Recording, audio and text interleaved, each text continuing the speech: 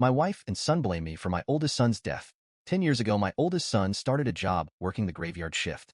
He was 20 years old. He was having trouble staying awake on his drive home from work in the mornings, so he came to stay with me because I lived closer to his job. He had 2 weeks before he moved into his new apartment real close to his job.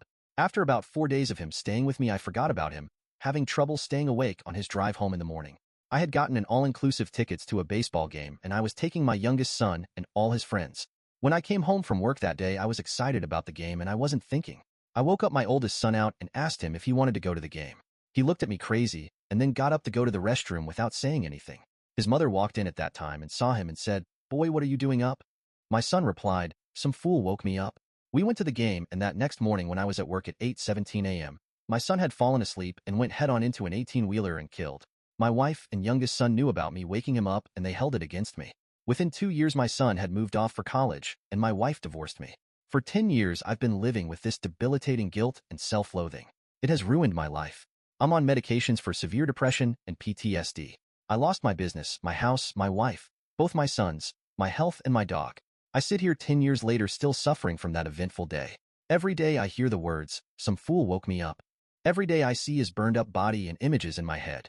I haven't seen or talked to my wife and son but a handful of times in the past 10 years. I'm thinking about confronting them even now that I'm divorced and my son is married with a kid that I've never met. I need some type of closure so I can finally heal. How do I confront them and try to get them back in my life? Or should I just let sleeping dogs lie? I really miss younger son and want to be a part of my granddaughter's life. Update. In my original post, I mentioned that my son has barely spoken to me in 10 years. Reading the overwhelmingly positive comments, I decided I was going to pursue mending those fences. One comment suggested that I write a letter, and that's what I did. This is basically what I wrote. Dear kiddo, I cannot begin to tell you how incredibly proud I am of you for the man you have become. A father could not ask for more in a son. Considering that we have been through something that no one should ever have to go through, I am so happy that you have pushed through and are living your best life. I'm writing you to let you know that I have also pushed through, forgiven myself, and I'm going to start living my best life also. Enough pain has been caused by something I could not control. It kills me that I have missed so many important milestones and events in your life. I don't want to miss anymore. I am very happy that you are coming to your Aunt Carol's for Christmas. I hope that we get a chance to talk and to hopefully resolve some of the issues that have kept us apart. I miss you more than anything in this world.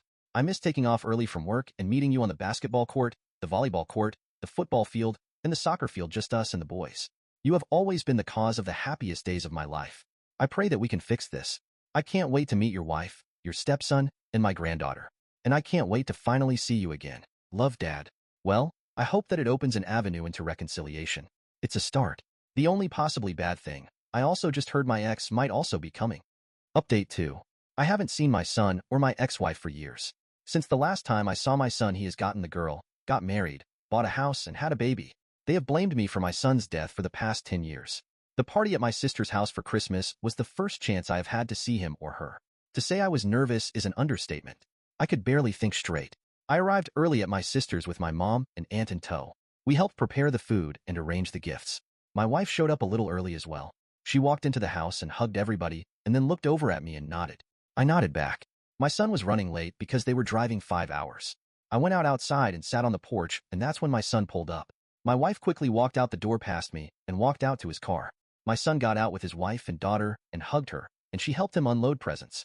I wasn't sure if I should walk up to him, so I just stayed on the porch and waited for him to come in. He came walking up to the porch holding his daughter, 1.5 years old. He looked up at me and said, "Dad," and then walked on by and inside. He sat on the right side of the room with his family, and I went and sat on the far left all the way across the room from him. I couldn't take my eyes off his daughter. She was beautiful and full of life, and my first grandchild. The party got going full speed, and there was a full house packed with family. Everyone was talking and exchanging gifts and laughing and eating, and it was a lot of fun. I stayed in my seat over on the far side of the room so I wouldn't crowd him or make him feel uncomfortable. Then my ex-wife from over by his side said to me, "Do you still have your hair?"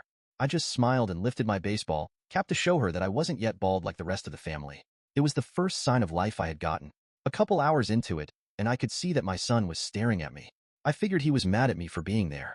Then he stood up, and he walked over to me and stood there. So I stood up, and we were almost face to face, and I was waiting for him to say what he had to say, and then I was going to leave. Instead, he reached out and grabbed me and gave me the biggest hug I've ever had in my life.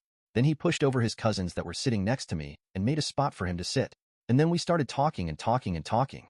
For the next 2 hours, he caught me up on everything going on in his life. He said he missed me and that he was sorry that he hadn't been returning my calls. He told me that whenever he talked to me, it reminded him of his brother and the way he died. It opened up the depression he had been fighting and felt like he was taken back to that day. He said it wasn't my fault, but it was something that he had to deal with. In the middle of our conversation, I looked around, and there was not a dry eye in the room. Everyone knew what we had been through and what had happened to our relationship. I can't explain the feelings that was going through me and the emotions that were threatening to overwhelm me. It was the best Christmas gift I could have ever asked for. He went and got his daughter and came and sat her on my lap. He formally introduced me and said she needs her granddaddy in her life. So I got to hold my granddaughter for the first time. Then his wife came up and he introduced her, and we hugged and stared each other in the eyes for a minute. I told her I had heard a lot about her and that I was glad that she was with my son. A little while later, my ex-wife came up to me and put her arm around me and told me that I looked good. Then she went back to being ice cold and walked back over to her chair and never said another word to me. I also didn't try to speak to her. I can't begin to tell you all the joy I feel about having my son back. I'm planning to go visit in the next couple of weeks. And I'm going to visit as often as this life allows and going to be a part of my granddaughter's life no matter what. This has really changed my life and removed some of that guilt and bitterness that I've been living with for the past 10 years. I think things are going to be okay, and that's all that matters. I want to thank you all for your comments and advice and support. You guys really made a difference. When I first wrote my post, I wasn't sure what to expect. I felt like you were going to roast me and that I deserved it. I got nothing but encouragement instead and good advice and just a little bit bashed. I'm so glad I wrote that article. And for the guy that suggested I write a letter, I think that was what made the difference because he mentioned it and said he's been thinking about it for the past 2 weeks. So all in all, thank you, and I hope I can give some support in y'all's lives in the future.